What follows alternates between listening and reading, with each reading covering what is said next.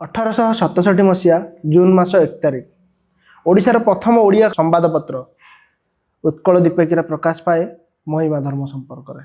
धीरे धीरे महिमा धर्म ओडिशा समेत ओडिशा बाहर मध्य निजर अवदान जगत को समर्पित कला। 1826 मसीह महिमा धर्म आरंभ हुई आज 200 वर्ष रे पदार्पित करछे। आज आम यही 200 वर्षर यात्रा संपर्क में जानिबा। आज आम सह अछंती अलेख महिमा धर्मर प्रचारक बाबा रमेश चंद्र दास महोदय। बाबा नमस्कार। आज रही पॉडकास्ट को आपको स्वागत। केमिति अछंती? भल अच्छे बाबा आपण भी माने जन्म पर किछि वर्ष पर महिमा धर्म प्रति आकृष्ट होइकि धर्म रे प्रचारक रूपे जीवन यापन करुचंदी। केमिति आपण आकृष्ट हेले? कोन थिला आपनकर आकृष्ट बार माध्यम? ए कथाटा तो ईश्वर को कृपार ऐसा कथा कि प्राक्टिकल कहले जो जन्म ग्रहण करते बाप माँ थे भाई भगिनी भौणी सब परिवार कुटुंब सांगसाथी सब थे से साथ चलुलु किंतु गाँव भागवत टुंगी अच्छी घरे भागवत टुंगी अच्छी भागवत पढ़ले से मन प्रवेश करे कौन आज साधु मान जो नीति नियम चारिचरणी भी व्याकुल करे। आमरी दांड आड़े गोटे घर पास थाए साधु मान किसी आसिक रहती तेणुक से साधु मान जो कार्य दैनंदिन चलाचल देखी कि मन व्याकुल हुए कौन समाज में लोक मैंने एमती कला सेमती करजुड़ा करूँ से अज्ञान बेले बालक बेले जड़े अलेख बाबा जाते से अलेख बाबा प्रतिदिन सूर्य उदय पर भोर थी गाधे पड़ती आ धर्मदांडे भिक्षा मुठी मागिक करती युवा देखी जो आकाश को हाथ टेकी प्रणाम प्रार्थना करती जो उच्चारण करती से भल नीति नियम आमको शिखाती जो चाली चरणी कार्यकलाप देखिकी आम हृदय व्याकुलित है सी करने को आम चाहलु आमती करूँ पुणी डिस्टर्ब घटला परिवार में किंतु परिवार गोटे बाट चाहती नीति नियम धर्म तो गोटे बाटे या करेंगे तेणु एगुड़ा सब आउट आउट कथा भोर गाधे पारे रातिर भोजन करेंगे सबू देवता सब मंदिर को पूजा करेंगे समस्त अंठा चुट खाइबे से बाबा कहती एक स्वामी कर एक प्रभु कर एक दित्यम एक प्रभु विश्वास कले सब तुम जहाँ इच्छा पूरण हो पार तुम युवाक कर यह कहपर देखी नीति नियम आचरण भल लगे कौन आम से पथर पथिक को घर चढ़ी पलि आसलु। महिमा धर्म कौन? महिमा धर्म महिर धर्म जीव जगत धर्म ये महिमा धर्म सृष्टि प्रारंभ सृष्टि जो प्रकाशमान सृष्टि न होता ता पूर्व परमात्मा परम ब्रह्म थे सृष्टि बर्तमान अच्छा से प्रलय विलय हेले भी रही थे से अलेख स्वामी ये जो नीति नियम आचरण गुड़िक महिमा धर्म में परिणत हो प्रकाश कर अलेख स्वामी। महिमा शब्दर व्याख्या करने को जाकि आप कौन कहे? महिमा शब्दर व्याख्या कले महिमा शब्दर व्याख्या करने सन्थ महिमा धर्म जे प्रतीक सन्थ भीम होई आगे सी गोटे शब्द कहले जे अशेष महिमा तीन भुवन ख्यात नरद बहिक कर अंत केहू महिमा भजिब केवल भावे मजिब सत्य तत्व दृढ़ केड़े सकत तेणु महिमांकर महिमा वर्णन करने आम मुख पाएनि भाषा पाएनि महान महान जहाँ चर्म चर्मत्व जहाँ ताहा महिमा ये परमात्मा महिमा और ताको वर्णना करी हब ना से जिते वर्णना कले आहरी असरंतिक रही जाऊ महिमा। महिमा धर्मर आरंभ केबे हैला? महिमा आरंभ है उत्कल भूमि 1826 ख्रीटाब्द महिमा स्वामी देखादेले। महिमा स्वामी महिमा धर्म प्रचार कले उत्कल को जो आसिले 1826 पुरी बरदान जो सब शिक्षित लोक मैंने पंडित लोक मैंने साधु सन्त मैंने एकत्रित हमें से अलेख स्वामी आसिले ये महिमा धर्मर नीति नियम सब कहवाई बुझापी से 1826 आसिले। महिमा गोसाई महिमा धर्मर प्रतिष्ठा कले। महिमा गोसाई महिमा धर्म प्रतिष्ठाता तांकर जीवन शैली केमती थिला? से कहीं केमती चिंता कले गोटे धर्म तैयारी करने पाई? हाँ नहीं महिमा धर्म महिमा गोसाई जो प्रतिष्ठा कले गोटे किंवदंती अच्छी सन्थ भीम लेखारे कड़े अलेख स्वामी जो महिमा धर्म तो ब्रह्मवाद उपासना परम ब्रह्म परमात्मा कथा कहवाई से पूर्व कड़े आसी ये समग्र भारतवर्ष बाहर अन्य देश में बुली कि भाव बुझीपारे ना भाषा बुझीपारे ଅଲେଖ ସ୍ୱାମୀ ପୁଣି ଯେଉଁ ନିଜ ସ୍ଥାନରୁ ଆସନ୍ତି ଯେଉଁ ପରମଧାମରୁ ଯେଉଁଟା ବୈକୁଣ୍ଠପୁର ବୋଲି କହୁଛେ କି ଉପର ବ୍ରହ୍ମମଣ୍ଡଳ କହୁଛେ ସେଠି ପଳେଇଲେ। ପୁଣି କିଛି ଦିନ ପରେ ପୁଣି ଆସିଲେ, ପୁଣି ସମଗ୍ର ବିଶ୍ୱରେ ବୁଲିଲେ। ଏଠି ଗୋଟେ 7 ଥର ସେ ଆସିକି ଫେରି ଯାଇଥିଲେ, ଆଜ୍ଞା କିନ୍ତୁ କେହି ତାଙ୍କ କଥା ଗ୍ରହଣ କରିନଥିଲେ, ବୁଝିନଥିଲେ।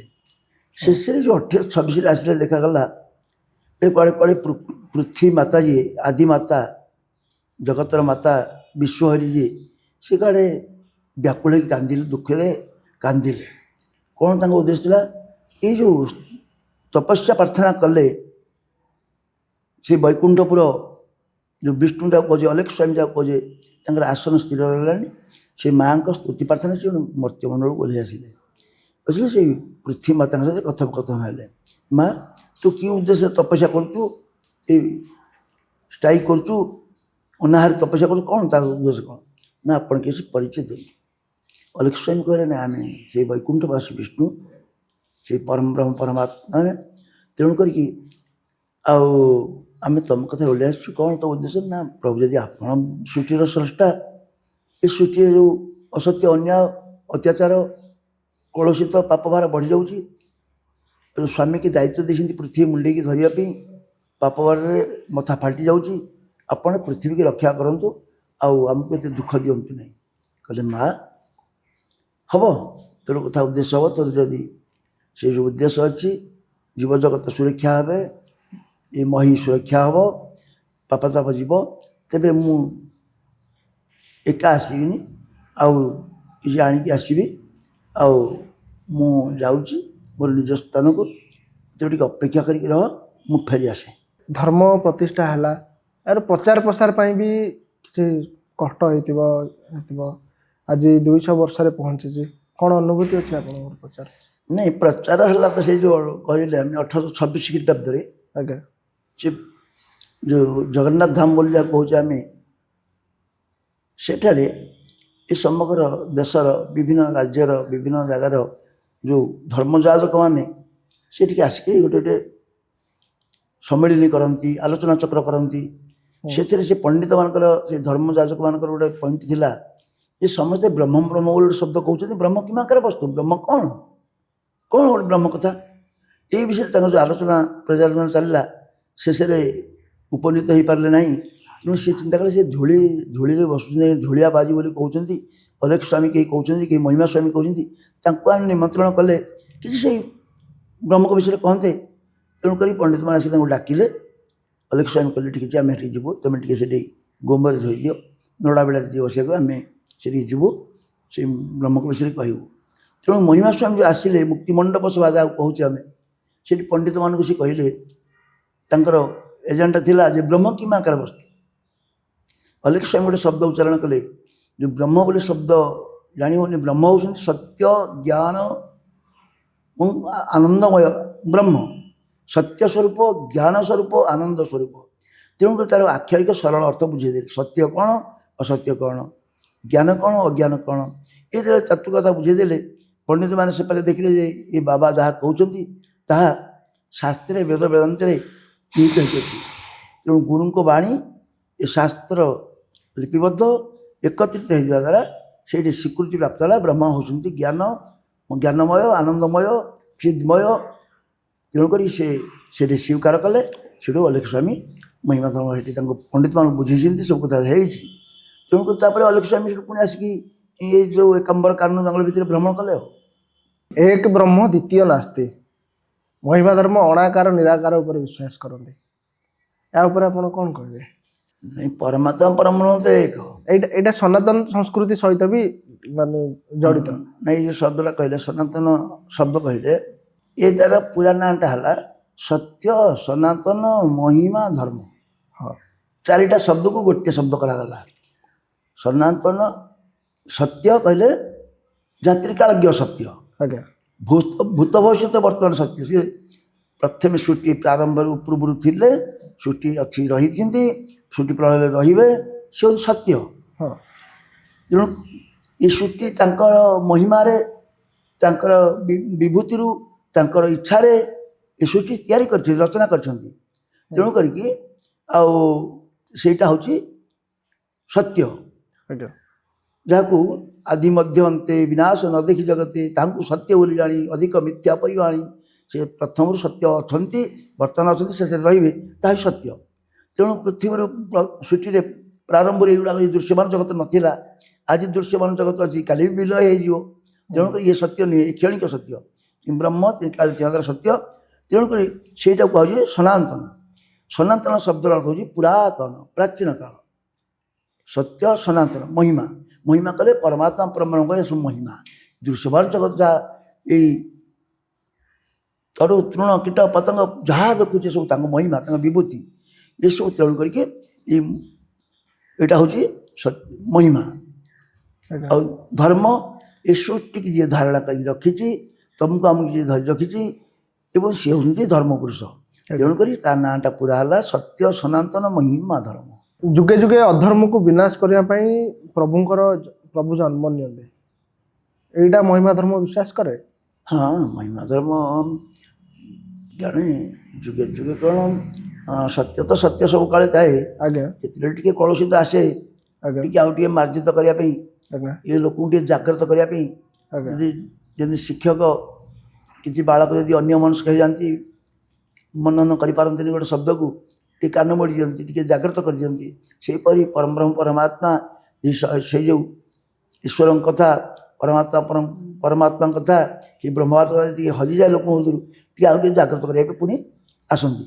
ତାହା ହେଇଥିବ ସଦା ହିଁ ଧର୍ମ ସେ ଗ୍ଲାନି। ଯେତେବେଳେ ଧର୍ମରେ ଗ୍ଲାନି ଘଟେ ସେତେବେଳେ ଜଣେ ଜଣେ ମହାପୁରୁଷ ରୂପ ଧାରଣ କରିକି ଆସିକି ଆଉ ଟିକେ ଜାଗ୍ରତ କରିକି ଯାଆନ୍ତି। ଆଉ ଆଚ୍ଛା, ମହିମା ଧର୍ମରେ ଯୋଉ ଅଲେଖ ମହିମା କୁହାଯାଏ, ଅଲେଖ ଶବ୍ଦର ଅର୍ଥ କ'ଣ? ଅଲେଖ ଶବ୍ଦ ହେଉଛି ଆଜ୍ଞା ବ୍ରହ୍ମ। ବ୍ରହ୍ମ। ଯେଉଁ ବ୍ରହ୍ମଙ୍କ ବିଷୟରେ ହଁ ଏଇ ଶାସ୍ତ୍ର ସମୂହ ଯେତେ ଋଷିମୁନି ମାନେ ପ୍ରଣୟନ କଲେ, ଆଜ୍ଞା ସବୁ ତାଙ୍କରି ମହିମା ବର୍ଣ୍ଣନା କଲେ, ହଁ ଲେଖି ଲେଖି ଚାଲିଲେ।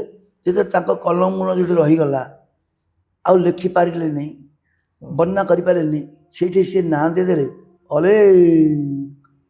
ତେଣୁକରି ସିଧା ଗଲା ନ ଲେଖ ଲେଖ, ଯାହାଙ୍କ ନାଁ ଲେଖି ହୁଏ ନାହିଁ, ବର୍ଣ୍ଣନା କରି ହୁଏ ନାହିଁ, ତାଙ୍କ ନାଁ ଅଲେଖ। ଆଜ୍ଞା ଏବଂ ଏଇ ସୃଷ୍ଟି ଜଗତରେ ଏଇ ଯେଉଁ ବିକାଶ ହେଇଛି, ଏଗୁଡ଼ା ହେଉଛି ତାଙ୍କ ମହିମା। ଆଜ୍ଞା ତେଣୁକରି ଆମେ କରୁଛେ ଅଲେଖ ମହିମା। ହଁ କ'ଣ ମହିମା? ମହାନ, ତୁମେ ଯାହା ଦେଖ ତାଙ୍କ ମହିମା। ଆଜ୍ଞା ରଣ ରଣିଆନ ମହିୟାନ ଆତ୍ମା, ସବୁ ତାଙ୍କର ବିଭୂତିରେ, ତାଙ୍କ ଆଜ୍ଞାରେ, ତାଙ୍କ ତେଜରେ ଯେଉଁ ପ୍ରକାଶ ହେଇଛି ତାହା ହିଁ ମହିମା। କିନ୍ତୁ ମୂଳ ହେଲେ ଅଲେଖ ହେଲେ ବ୍ରହ୍ମ, ପ୍ରକାଶମାନ ଜଗତ ସବୁ କଥା ହେଲେ ମହିମା। ତେଣୁ ଦୁଇଟା ଶବ୍ଦକୁ ଆମେ କହିଲେ ଅଲେଖ ମହିମା। ଆଜ୍ଞା, ଯାହା ନାଁ ଲେଖ ସେ ଅଲେଖ। ଅଲେଖ। ମହିମା ଧର୍ମରେ ମୂର୍ତ୍ତି ପୂଜା କୁ ପ୍ରଶ୍ରୟ ଦିଆଯାଏନି, କରାଯାଏନି। ଆ ଉପରେ ଆପଣ କ'ଣ ସଂଜ୍ଞା? ନାଇଁ, ମୂର୍ତ୍ତି ପୂଜା କଲେ ଗୋଟେ ଶବ୍ଦ ତ, ମୂର୍ତ୍ତି କହିଲେ ଆମେ ତ ସବୁ ଗୋଟେ ମୂର୍ତ୍ତି। ଆଜ୍ଞା ତେଣୁ କରିକି ଆମେ କେଉଁ ମୂର୍ତ୍ତିକି ମହିମା ଧର୍ମ ବିଶ୍ୱାସ କରନ୍ତିନି। ଯେଉଁ ମୂର୍ତ୍ତିରେ ଚେତନ ଅଛି, ଚୈତନ୍ୟ ସତ୍ତା ଅଛି, ସେ କିଛି କାର୍ଯ୍ୟ ନିର୍ବାହ କରିପାରିବେ। ସେଥିରେ କ'ଣ ଅଛି, ସେ ମୂର୍ତ୍ତି ଯେଉଁ ଧାରଣ କରିଛି, ଯେଉଁ ସାକାର ରୂପ ଧାରଣ କରିଛି ଗୋଟେ ଜୀବଟିଏ, ସେଇଥିରେ ଈଶ୍ୱରଙ୍କର ସତ୍ତାଟା ପ୍ରତିବିମ୍ବ ହୋଇକି ଜୀବ ରୂପରେ ରହିଛି। ତାକୁ ଦେଇଛନ୍ତି କର୍ମେନ୍ଦ୍ରିୟ 5, ଜ୍ଞାନେନ୍ଦ୍ରିୟ 5, 6ଟା ରିପୁ, ସପ୍ତଦଶ ଅବୟବ ସବୁ ଯେଉଁ ଦେଇଛନ୍ତି, ସେ କିଛି କରିପାରିବ। ସେ ମୂର୍ତ୍ତିକି ଆମେ ବିଶ୍ୱାସ କରୁ। କିନ୍ତୁ ଯାହା ଦେହରେ ଚୈତନ୍ୟ ସତ୍ତା ନାହିଁ, ଜଡ଼ଟା, ଯେ କୌଣସି ପ୍ରଶ୍ନର ଉତ୍ତର ଦେବ ନାହିଁ, କ୍ଷୁଧାର୍ଥୀକି ଅନ୍ନ ଟିକେ ଦେଇପାରିବନି, ତୁଷାର୍ଥୀକି ଜଳ ଟିକେ ଦେଇପାରିବନି, ଯେ କିଛି ପ୍ରଶ୍ନର ଉତ୍ତର ଦେଇପାରିବନି, ସେ ଯେଉଁ କଳ୍ପନା କରାଇ ଗୋଟେ କାଠରେ ହେଉ, ମାଟିରେ ହେଉ, କାଗଜରେ ହେଉ, ସୁନାରେ, ରୂପାରେ, ଯେକୌଣସି ଧାତୁ ଦ୍ୱାରା ଗୋଟେ ରୂପ ଧାରଣ କରାହେଇଛି, ସେଇଟାକୁ ମହିମା ଧର୍ମ ବିଶ୍ୱାସ କରନ୍ତିନି। ସେ ଜଡ଼, ଆଉ ସେ କ'ଣ ବିଶ୍ୱାସ କରାଯିବ? ଯେମିତି ଦେହର ଛାଇ, ଜଣେ ନର୍ତ୍ତକ ଯେପରି ନାଚିଲେ ସେ ଛାଇ ବି ନାଚେ, ଏ ହାତ ଠାରିକି ଡାକିଲେ ସେ ହାତ ଛାଇ ବି ଡାକେ, ଏ ମୁଣ୍ଡ ହେଲେ ସେ ଡାକି କରେ। କିନ୍ତୁ ସେଇଟା ମିଥ୍ୟାଟା, ସେଇଟା ଛାୟାଟା, ଏ ଦେହର ଛାୟାଟା। ଏ ଦେହରେ ଚୈତନ୍ୟ ସତ୍ତା ଅଛି, ଜୀବନ ସତ୍ତା ଅଛି, ଜାଗ୍ରତ ସତ୍ତା ଅଛି। ତେଣୁକରି କ୍ଷୁଧାର୍ଥୀକି ଅନ୍ନ ଦେଇପାରିବ, ତୁଷାର୍ଥୀକି ଜଳ ଦେଇପାରିବ, ଜଣେ ପ୍ରଶ୍ନକୁ ତା ଉତ୍ତର ଦେଇପାରିବ। ଯେମିତି ଆମେ ଗୁରୁ ମୋ ପାଖରେ ବିଦ୍ୟା ପଢ଼ିବାକୁ ଗଲେ, ସେତେ ଆମେ ବିଶ୍ୱାସ କରୁ, ଗୁରୁଙ୍କୁ ବିଶ୍ୱାସ କରୁ। ତେଣୁ କରିକି ଏଇ ମୂର୍ତ୍ତିକି ବିଶ୍ୱାସ କରୁ। କିନ୍ତୁ ଜଳ ମୂର୍ତ୍ତିକି ବିଶ୍ୱାସ ମହିମା ଧର୍ମମାନେ କରନ୍ତିନି। କିଛି ନାହିଁ ପ୍ରାଣ, ଆଉ କାହିଁ ବିଶ୍ୱାସ କରିବାକୁ ହୁଏନି।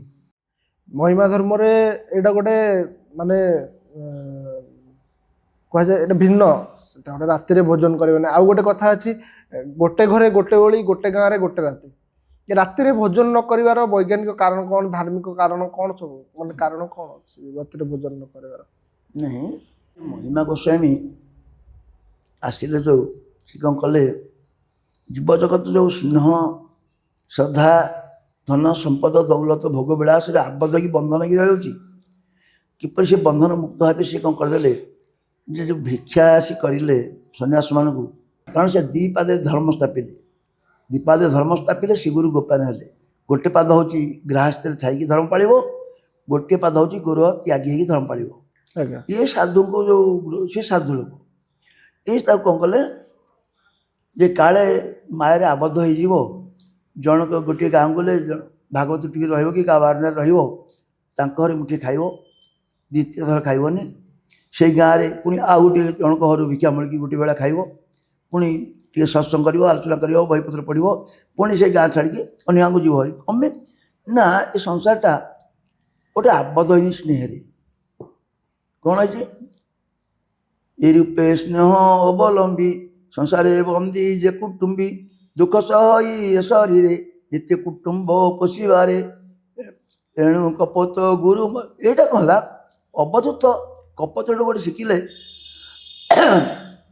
जे सी ये जो परिवार स्नेह आबद्ध काले बांधी कि ईश्वर अभिमुखी हो पारनी ईश्वर चिंता कर दूर हो तेणुक स्नेह पड़ी बंधन हो स्नेह छिंडेवाई गाँ के रात घर के मुठे महिमा स्वामी आदेश देते से साधु मैंने करते गाँ के रात घर के मुठे करते बर्तमान विज्ञान भी मना कर राति न खावा सूर्यास्त पूर्व खाद्य ग्रहण करदेवाटा भल आईटा महिमा धर्म 200 वर्ष है पालन कर जो रात्र भोजन निषिद्ध कथाटा कहला प्रातः स्नान रात्र भोजन निषिद्ध ए शास्त्र प्रणिपात कर जो कथाटा देखागला क्यों करागला ना रात्र काल कहले जो 12 घंटा को 12 घंटा सूर्य 12 घंटा चंद्र सूर्यटा हूँ 12 घंटा भितर जपरी ब्रह्मांड 12 घंटा को 12 घंटा ये शरीर मध्य गोटे अच्छी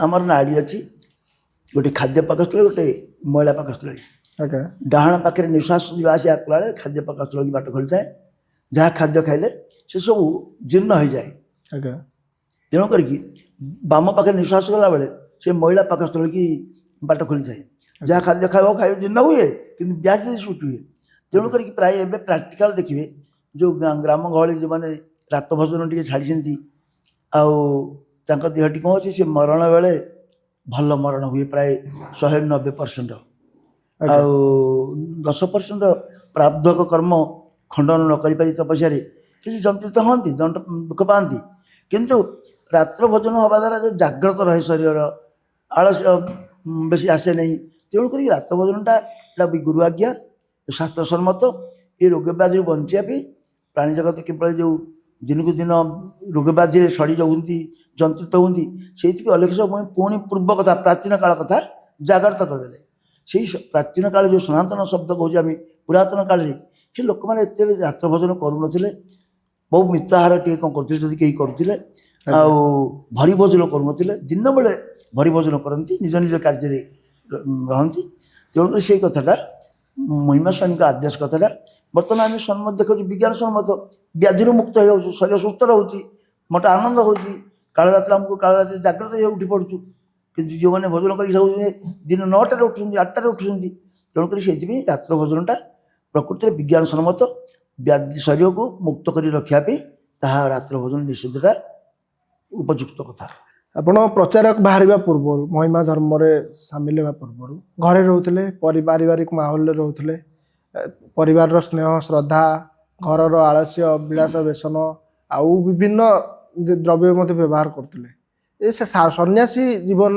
धारण करने आपण को किसी अलग लगुनि माने केमती परिवार सहित संपर्क करने किंबा पुणी से जीवन को फेर जाए नहीं आम तो सन्यास मात्र भी गोटे परिवार ये सीना छोटिया सीमित परिवार टे छाड़देलु गोटे बड़ परिवार टे करदेलु आज्ञा कम ये जो मत नीति नियम जो देखिलु अच्छा से किसी लोक सेमती अच्छा समाज में से नीति नियम आम परिवार बोली आम ग्रहण कलु ଆଉ କିଏ ଗୋଟେ ଜନ୍ମ ହୋଇପଡ଼ିଛନ୍ତି କିନ୍ତୁ ଜାତିପାତ ମିଶି ଯାଉଛି।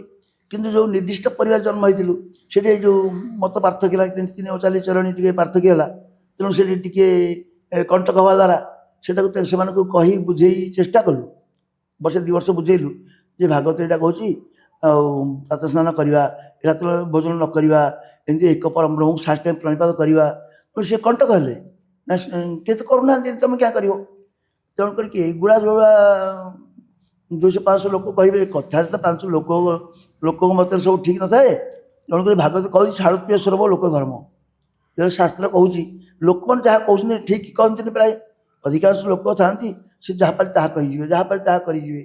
ହଁ ତେଣୁ କରିକି ବାଧ୍ୟ କି ଆମେ ପୁଣି ବାପା ମାଆକୁ ଶରଣ ଦର୍ଶନ କରି ପ୍ରାର୍ଥନା କରି ବୁଝେଇ ଆମେ ସନ୍ନ୍ୟାସ ବାବାଙ୍କ ପାଖକୁ ଯାଉଛୁ ବୋଲି କହିକି ପୁଣି ପଳେଇ ଆସିଲୁ।